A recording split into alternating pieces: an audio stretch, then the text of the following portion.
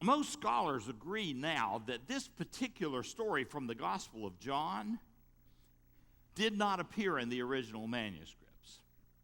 A part of that is because at the end of the previous chapter, it ends so precisely and so well. But I sure am glad somebody remembered this story. And I sure am glad that they decided it belonged here, because I don't think the gospel according to John is complete without this particular story. And today I'm going to tell you why. Now, Jesus has actually appeared 3 times before this, okay? He appeared to those gathered in a room out of fear. Thomas was not there. He appears when Thomas reappears. But what this writer forgets is he appeared to Mary Magdalene in the garden first. This is actually the 4th time Jesus appears, which is another reason some folks think it was an addition. In any case, his disciples have gone back to the only thing they know. They've gone back to their old lives. After all, most of these fished professionally. Simon, Andrew, James, John, all were called away from their nets in order to follow Jesus. And now that the hope they had, everything they had put their lives into for the last 3 years had crumbled around them, they went back to the only thing they knew. The only problem was when they went back to the only thing they knew, they failed at it. Simon Peter says, "I'm going fishing." The others say, "We'll go with you." That's the one thing they know. They go out, they fish all night, and they do not catch a single fish. Can you imagine the humiliation? All night long, not a fish. We can't even do what we did before. There's no going back to the old life. Then as day breaks, in the dim light of morning, they see a figure on the shore. They don't know who that figure is. But the figure calls out to them with the intimate term, children. Children, you haven't caught any fish, have you? No. Put the net out on the right side, on the other side. You'll find some. Now, these are professionals. They have no idea who this is, but they do what he says, maybe in part because they can actually catch a whiff of fish on a charcoal fire coming from the shore. He already has fish and they have none. Maybe he knows something they don't. So they put the net out on the other side, they pull it in, and when they try to pull it in, it is so full, it is so heavy that they can't even get it into the boat. Now, the disciple whom Jesus loved, who in the gospel according to John just happens to be John. If I'd been writing this gospel, it would have been Michael. But the disciple who Jesus liked best said, "It's the Lord." And Simon Peter, taking this disciple at his word, puts on some clothes because he had been fishing, he had been working.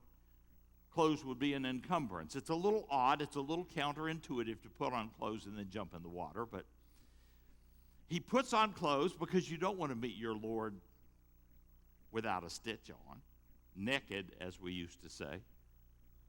He swims to the shore. He leaves the rest to haul that heavy load of fish in. When they finally get there and arrive, somehow they know that this strange figure is Jesus. But nobody says that. Nobody mentions that. Jesus says, add some of your fish. Jesus is doing exactly what he's done before, right? He's feeding his followers fish and bread. You remember other stories about fish and bread? There are a bunch of them. Feeding multitudes with fish and bread. This time, it's just a small circle of close friends, and he's feeding them. When they finished eating,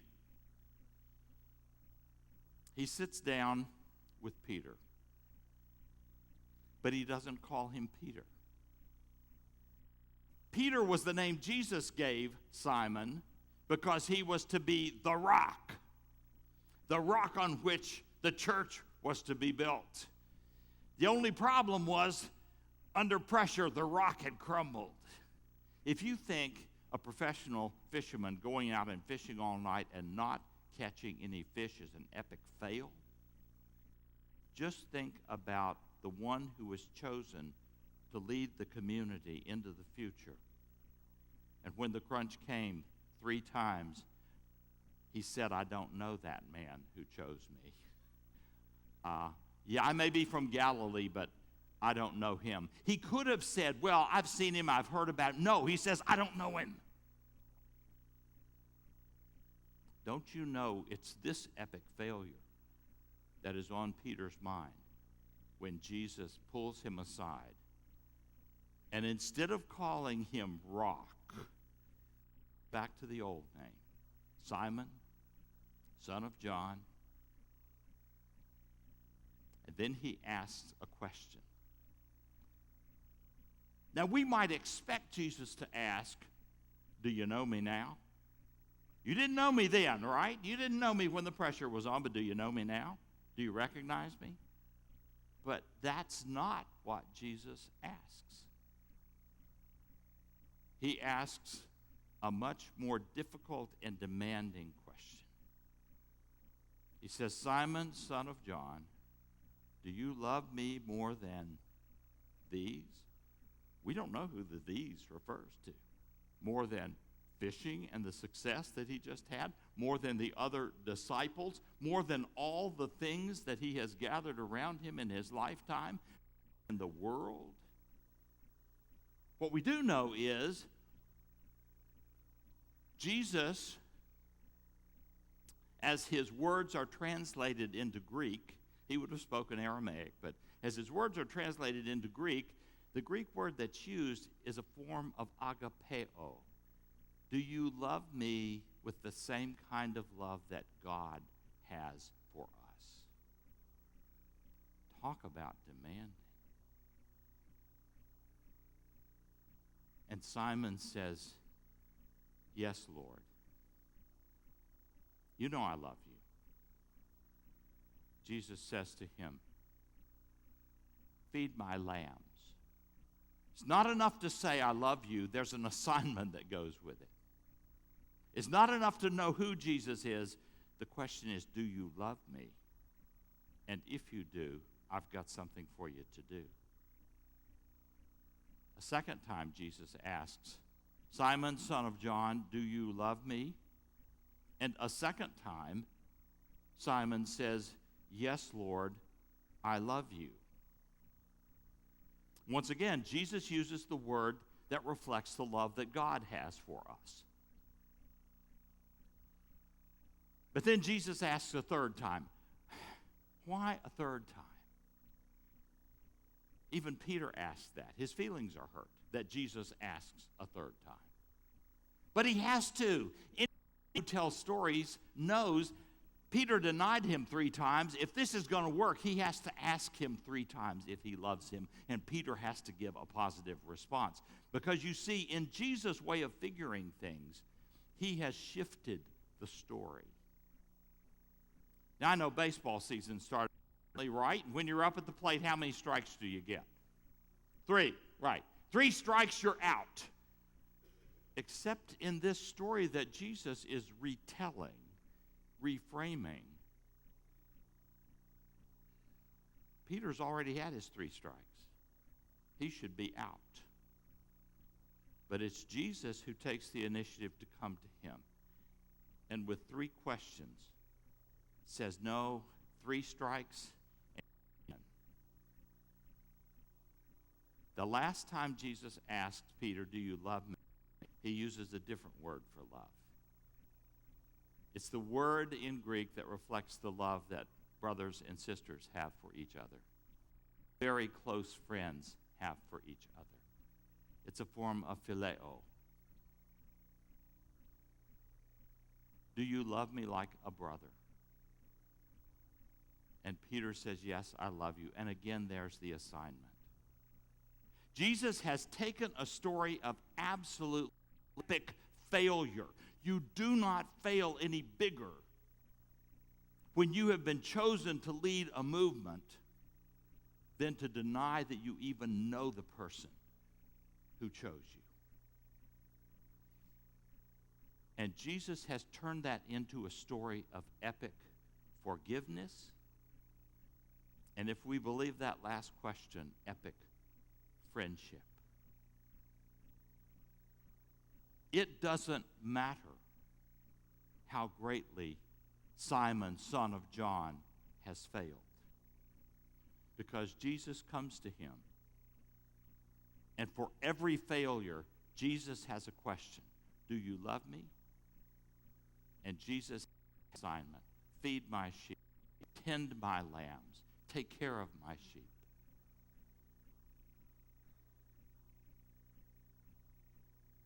Isn't that marvelous that Jesus comes and replaces the story of our failures with the story of forgiveness and the story of friendship? It doesn't matter how greatly you have failed in your life. It doesn't matter how greatly you have failed in your faith. Now, it matters to you, but to Jesus, epic failure is just a preparation for epic forgiveness. Telling a story that is absolutely a story of tragic failure allows Jesus to step in and to say, I've got another story for you. Do you love me? I'll tell your story in a different way. I'll tell it in such a way that that epic failure is into a story of friendship with me and with others. What a hopeful thing. Isn't that why we're here this morning? At some point, we have all failed hugely. I know I have. And yet, this keeps coming back. And for every single failure, Peter, it was 3. Jesus comes back 3 times. But he even tells his disciples 7 times 70. As many times as we can fail, Jesus comes to us and asks that question again. Do you love me? Yes, Lord, I love you. And then he gives us the assignment, my sheep. You see, it doesn't stop with just knowing who Jesus is. That's only a very small part of it. Knowing who Jesus is may be the first step, but being able to respond to that question, do you love me? Like God loves you, like we are called to love each other. That is the question that turns the story to a brand new story. Then Jesus has this very strange prediction. He says, now at one time you put on your own belt and you walked wherever you wanted to go. But one of these days, somebody else is going to put a belt around you and they're going to lead you where you don't want to go.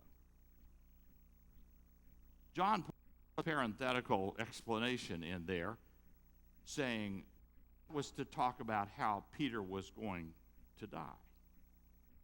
Traditionally, Peter asked to be crucified upside down because he didn't feel that he was worthy to be crucified in the same manner as his Lord. But if you know the stories and the traditions, every single one of his closest disciples walked into death for their faith except for one, John. Maybe he was the favorite. You know, Methodist preachers are put around them, taken places know they want to know. That Richard has, others of us have. I often tell people that Benedictines take a vow of stability. It means when they enter a monastery, they're going to stay there the rest of their lives. And United Methodist preachers take a vow of instability, which explains that. Because we promise to go wherever we're. But let me tell you something, it's not just true of preachers. When you decide to answer that question, yes, I love you, it says to you, feed my sheep and tend my lambs, you have no idea which sheep and which lambs he's calling you to tend. He may be leading you into places that make you decidedly uncomfortable, places you never imagined you wanted to go, dealing with people you imagined you would want to associate with. It's not just Peter he's talking about. No, it comes to us well, and into our lives of epic failure, Jesus begins to retell our story and reframe it. And he says, do you love me? And we say, yes, Lord, I love you. It's Sunday morning and I'm excited. And then he says, well, Monday through Sunday, I got an assignment for you. Feed my lambs. Just the ones you're comfortable with. Feed all of my lambs. Lambs who have no place to spend the night. My lambs who have no land anymore because they've been driven out. My lambs who are struggling with various addictions. My lambs who may not even know my name or who may deny knowing me because of the way they're treated in church. Feed my lamb. Tend my sheep.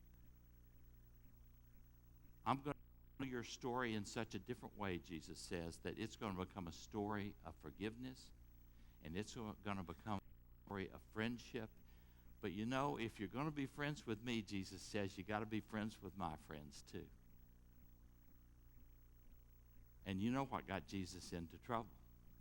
The kinds of friends he hung out with. The people we good religious folks didn't want to associate with. That's our assignment. So the good news is it doesn't matter how greatly we have failed. It doesn't matter even if we have denied Jesus.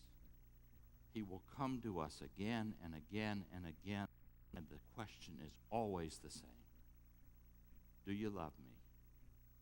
And when we answer, yes, Lord, I love you, our becomes a different story. It becomes God's story of forgiveness and friendship, and always, always, assignment is, people of God, feed my sheep. Thanks be to God.